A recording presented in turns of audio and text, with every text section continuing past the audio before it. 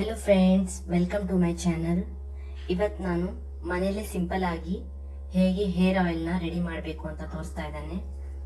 ಇಲ್ಲಿ ನಾನು ಒಂದು ಅರ್ಧ ಕಪ್ ಆಗುವಷ್ಟು, ಇಲ್ಲಿ ನಾನು ಖಾಲಿ ಒಂದು ಅರ್ಧ ಲೀಟರ್ಗೆ ಎಣ್ಣೆ ಮಾಡೋದನ್ನ ತೋರಿಸ್ತಾ ಇದ್ದೇನೆ. ಇಲ್ಲಿ ನಾನು ಹಾಫ್ ಕಪ್ಗಿಂತ ಒಂದು ಚೂರು ಕಡಿಮೆ ಇದೆ. ಇಲ್ಲಿ ನಾನು ರೋಸ್ಮೆರಿ ಲೀವ್ಸ್ನ ತೊಗೊಂಡಿದ್ದೇನೆ, ಡ್ರೈಡ್ ರೋಸ್ಮೆರಿ ಲೀವ್ಸ್. ಇದು ನಿಮಗೆ ಆನ್ಲೈನಲ್ಲಿ ಸಿಗುತ್ತೆ. ಇದು ತುಂಬ ಚೆನ್ನಾಗಿದೆ.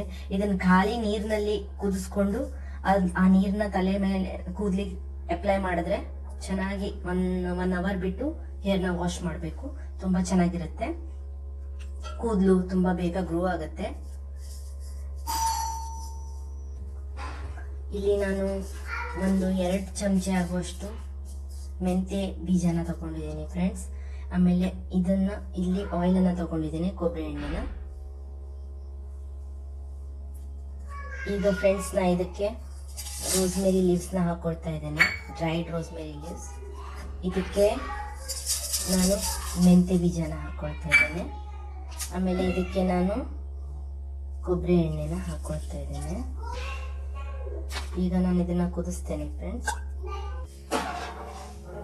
ಈಗ ಇದು ಕುದಿಲಿ ಫ್ರೆಂಡ್ಸ್. ಇದು ಕುದೀತಾ ಇದೆ, ಕುದಿಲಿಕ್ಕೆ ಸ್ಟಾರ್ಟ್ ಆಗಿದೆ. ಸ್ವಲ್ಪ ಅಲ್ಲೇ ತಿರುಗಿಸ್ಬೇಕು ಫ್ರೆಂಡ್ಸ್ ಇದನ್ನ.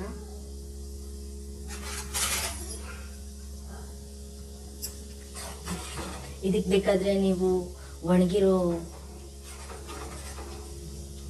ಒಣಗಿರೋದು ಕರಿಬೇವು ಎಲೆನ ಹಾಕಿದ್ರು ತುಂಬ ಚೆನ್ನಾಗಾಗುತ್ತೆ.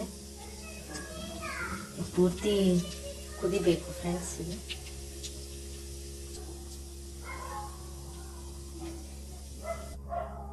ಫ್ರೆಂಡ್ಸ್, ಇದು ಸ್ವಲ್ಪ ಆಯಿಲ್ ಕಡಿಮೆ ಬಿತ್ತು, ಅದಕ್ಕೆ ಇನ್ನೂ ಸ್ವಲ್ಪ ಆಯಿಲ್ ಹಾಕಿದ್ದೇನೆ. ಚೆನ್ನಾಗಿ ಕುದಿಬೇಕು ಫ್ರೆಂಡ್ಸ್. ಇದು ಕುದಿತಾ ಇದೆ.